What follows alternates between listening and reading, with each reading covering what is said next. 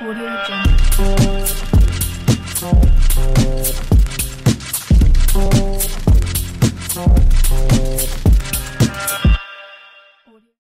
Rebonjour, bienvenue au Salon des études supérieures en Espagne organisé par France Espagne Éducation.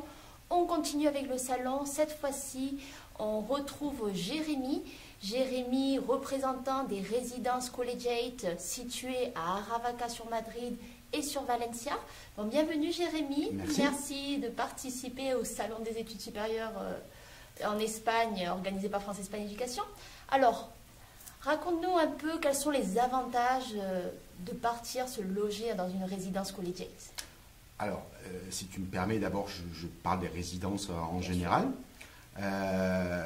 Vivre dans une résidence d'étudiants, c'est vivre avec des étudiants, donc des gens qui ont les mêmes préoccupations, généralement le même âge, parfois les mêmes études. Donc, on peut considérer que c'est vivre vraiment dans un environnement parfait pour ces études. Et en particulier dans le cas de vos étudiants qui, eux, vont se déplacent d'un pays à l'autre. Il y a donc une adaptation un peu plus compliquée parfois. Et nous, en général, dans les résidences, on pense que cette adaptation se fera plus facilement. Donc ça, c'est en général pour les résidences étudiants. Maintenant, si tu me permets, je vais parler des miennes. Donc, comme tu l'as dit, moi, je représente ici les résidences collegiate, particulièrement celles qui est à Valence et celle qui est à Madrid, à Aravaca. On fait partie d'un groupe qui a aussi des résidences dans le reste de l'Espagne, qui s'appelle Livenza. On en a à Barcelone, à Grenade, et plusieurs projets d'ouverture aussi au Portugal. Donc, ces résidences-là, en plus de ce dont j'ai parlé au début, on essaie d'apporter quelque chose de différent. Donc c'est difficile de vous le montrer sans le support. Donc je vous invite en février à regarder, ou même avant, à regarder notre site web qui s'appelle collegiate-ac.es. Donc là, vous verrez vraiment ce dont je parle. Mais si j'en parle comme un concept, en fait, nous, ce qu'on essaie d'offrir aux étudiants, c'est tout d'abord de l'indépendance dans sa chambre, puisque la majorité de nos chambres sont individuelles, ce sont des studios individuels. Mais on essaie aussi de créer une communauté. Alors ça, tout le monde en parle, mais il faut avoir les moyens de créer une communauté. Donc une des choses que l'on met à disposition des étudiants pour créer la communauté, c'est tous nos espaces communs. Donc ça, c'est quelque chose qui marque vraiment notre modèle. On a beaucoup d'espaces communs, salle de gym, salle d'études, salle de jeu, une piscine pour Valence. Donc énormément d'espaces communs qui nous permet de faire vivre les étudiants ensemble et de créer cette communauté dont on parle tous, quoi.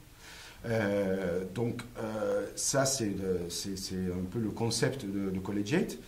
Les avantages de vivre chez Collegiate, c'est surtout, en particulier, c'est un espace très sécurisé, même si l'Espagne est un pays sûr, Madrid et Valence sont des villes sûres, nous on est encore plus sûr, encore plus sécurisé, puisqu'on a les réceptions 24/24, tout un système de vidéosurveillance.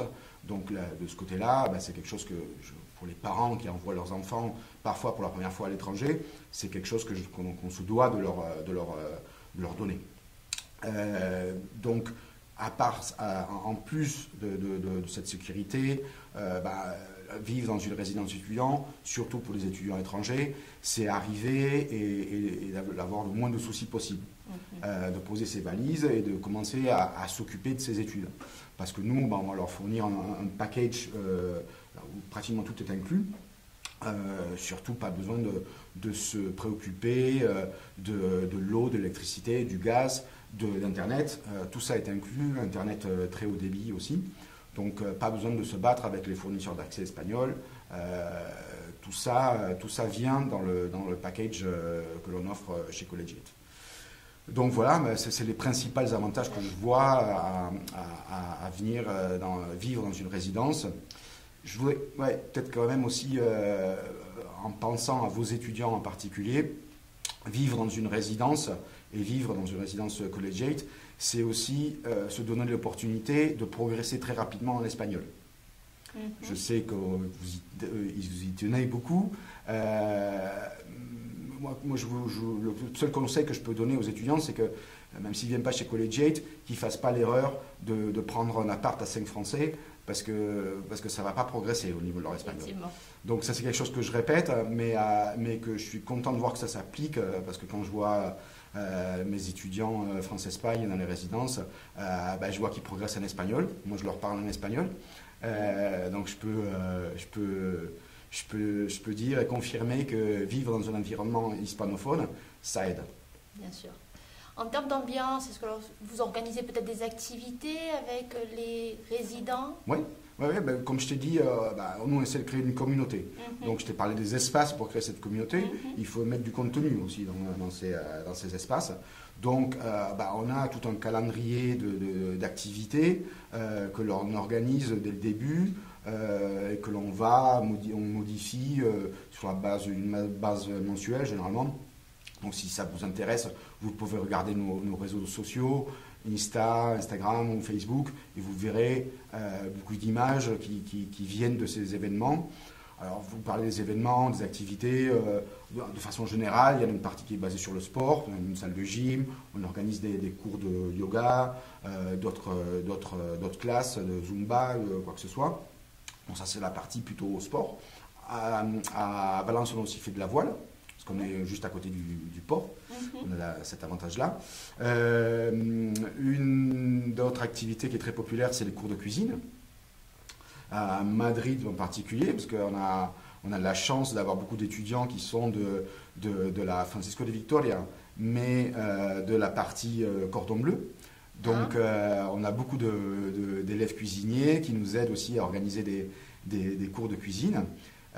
Donc ça c'est extrêmement populaire, je suis content que ça le soit. Alors c'est des groupes réduits de 10, mais ça se passe super bien, il y a toujours un très bon feedback de ce genre d'activité.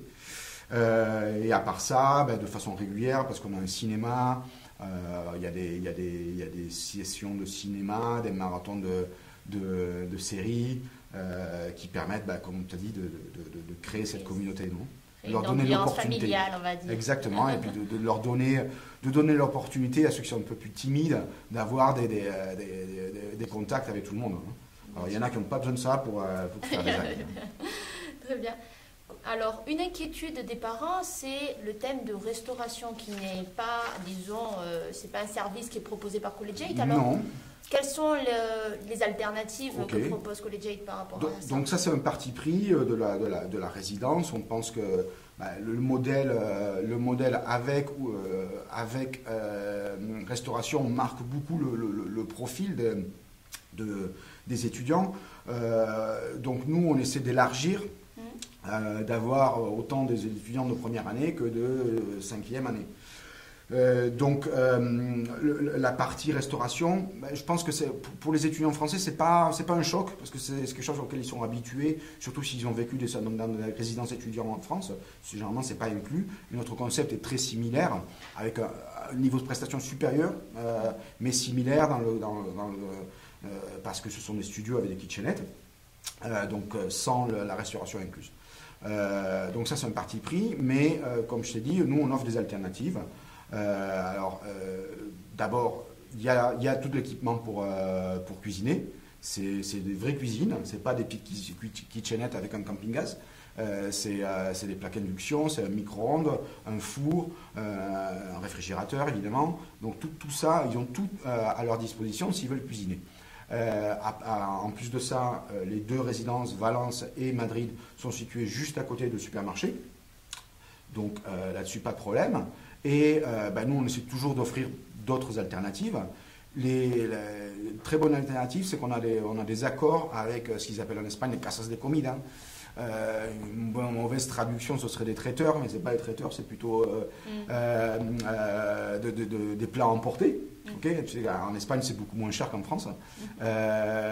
Donc là, on a un accord autant à Madrid qu'à Valence avec des très bonnes casas de comida et avec des discounts pour les étudiants de Collegiate. De mémoire, parce que moi je suis client, je crois que un plat c'est 3,50 et deux plats c'est 7 €. Et c'est très très bon. C'est vraiment de la cuisine casera, de la maison. Et en fait, c'est des alternatives, quoi. Quand ils n'ont pas envie de cuisiner, ben, ils passent par là, ils sortent, c'est juste sur le chemin du bus ou du métro, ils passent chercher leur plat, ils se le font tranquille dans leur studio. Dans leur chambre. Okay. Il y a une autre option dont je voulais parler, c'est un peu plus spécifique, mais c'est pour le cas des étudiants qui généralement ont des régimes spécifiques, des allergies. Donc malheureusement c'est quelque chose qu'on voit de plus en plus, et on a un accord avec une société qui s'appelle Menu Diet, qui offre à la fois une aide avec un nutritionniste et des plats surgelés. Donc il vous aide à établir un menu, et puis alors il vous le livre. Généralement c'est les plats de la semaine qui sont livrés en surgelé. Vous les gardez dans votre frigo, congélateur, et vous les consommez dans la semaine. Donc c'est quelque chose de spécifique, mais une offre à prendre en compte Pour donner aux étudiants. Ouais, surtout pour les gens qui ont des besoins spécifiques d'alimentation. Très bien. Côté installation, alors surtout par rapport aux tailles de chambres, est-ce que ce sont toutes des chambres standards, toutes pareilles? Non, en fait on essaie d'offrir un éventail assez large de typologies de chambres, mais qui ont toutes les mêmes équipements, donc les mêmes espaces, disons. Et donc ce qui varie effectivement, comme tu l'as dit, c'est plutôt la taille, mais à l'intérieur on va retrouver toujours les mêmes espaces, comme la kitchenette, le bureau pour étudier, un lit individuel mais qui est un lit en 120 cm par 200, et évidemment une salle de bain avec douche. Donc ça c'est les espaces que vous allez retrouver dans tous les studios. Puis ensuite c'est la taille qui va varier, ça peut aller de 14 mètres carrés à Madrid jusqu'à 26 je crois, et à Valence on commence à 16,5 jusqu'à 24-26 aussi. Okay, donc c'est un éventail de chambres. Alors nous on parle de bronze, alors c'est bronze, platine, silver, golden. C'est les catégories de chambres. C'est les catégories de chambres suivant la taille. D'accord. Voilà. D'accord. En termes d'équipement, alors est-ce que, je ne sais pas, verre, assiette, tout ça c'est inclus? Alors ça n'est pas inclus, c'est aussi un parti pris. On préfère, si on avait inclus ça, on serait en train de recycler tous les ans, et c'était pas, ça nous permet pas d'offrir le service que l'on souhaite à tous les étudiants. Donc le parti pris, c'est de ne pas fournir le kit cuisine, mais on offre une alternative que les étudiants peuvent commander à l'avance. Donc c'est un kit, pas de survie, mais presque, pour leur permettre le temps d'aller faire un tour à Ikea. Voilà. Et dans ce cas-là, s'ils veulent prendre assiette, tout ça, est-ce que vous avez possibilité Oui. en payant, ce serait Oui, quel tarif généralement? Alors il y a plusieurs packs, je crois que de mémoire, il y en a un à 50, un à 120, avec plus ou moins d'équipement. Ça c'est pour le kitchen pack, le kit cuisine. Pour les draps et les serviettes, en fait, dans le tarif mensuel, ils ne sont pas inclus. C'est un service en plus que l'on offre avec le ménage. Pour le ménage, on a deux possibilités. Donc ça, soit c'est ménage seul, et on ne touche pas aux draps, ce sont vos draps et vos serviettes, soit ménage plus changement des draps et des serviettes. Donc dans ce cas-là, vous n'avez pas besoin de les apporter, ils sont inclus dans ce service. D'accord. Et généralement, le prix mensuel d'une chambre? Alors, notre grille tarifaire, elle se divise en trois, suivant les besoins différents des étudiants. On a des tarifs au semestre, dont je ne vais pas vous parler parce que ce n'est pas vraiment le besoin, la demande de vos étudiants qui sont là pour toute l'année scolaire. Alors ensuite, on a année académique, année scolaire, plus année complète. Okay, donc nous on appelle ça 44 semaines ou 51 semaines. Alors nos tarifs, suivant les deux types de séjours, à Madrid, il varie de pardon, j'ai jamais la mémoire des chiffres. Donc à Madrid, il varie de 890 € pour une année complète, pour une chambre bronze, jusqu'à 1122 pour la chambre la plus grande avec terrasse. Okay, donc ça c'est pour Madrid, année complète. Valence c'est un petit peu moins cher. Donc pour une année complète, on part de 716 € pour une chambre bronze jusqu'à 900 € pour la chambre Diamond la plus grande, 24 ou 26 mètres carrés. D'accord. Les chambres sont exactement pareilles. Bon, oui, que ce soit en Valencia, à Madrid, il n'y a pas de, en termes de service, c'est la même chose. C'est la même chose, c'est la même chose. Les chambres sont un peu plus petites à Madrid. C'est comme Paris, Madrid, c'est plus petit et plus cher. Donc l'espace est plus cher. Et donc c'est la conséquence de cette différence entre Valence et Madrid qu'on retrouve sur beaucoup de choses. Par rapport à la localisation de la résidence, alors quelles sont les universités que vous retrouvez aux alentours? Ok, donc il faut voir la situation de Madrid d'abord. Donc Madrid, on est situé dans le quartier de Aravaca. Aravaca, en français on appelle ça une banlieue chic. Donc aucun problème de sécurité. Donc Aravaca situé au nord-ouest de Madrid, derrière la forêt de Madrid qu'on appelle la Casa de Campo. Donc à Aravaca, on est proche de plusieurs universités. En particulier, la plus proche c'est l'ESIC, l'école de commerce et de marketing, avec laquelle vous avez un accord aussi. Donc une grande partie de nos étudiants sont de cette école. Et ensuite de l'Université Francisco de Vitoria, l'UFV, qui est un peu plus loin, mais sur la même ligne de bus. En fait, on a un arrêt de bus qui est juste à côté et qui amène les étudiants d'abord à l'ESIC et ensuite à la Francisco de Vitoria. Et ils sont entre 15 et 20 minutes en bus sur le campus de l'une ou l'autre. C'est une route, il n'y a pas beaucoup de trafic, donc 15-20 minutes, c'est tous les jours, tous les soirs la même chose. Ça, c'est pour les principales.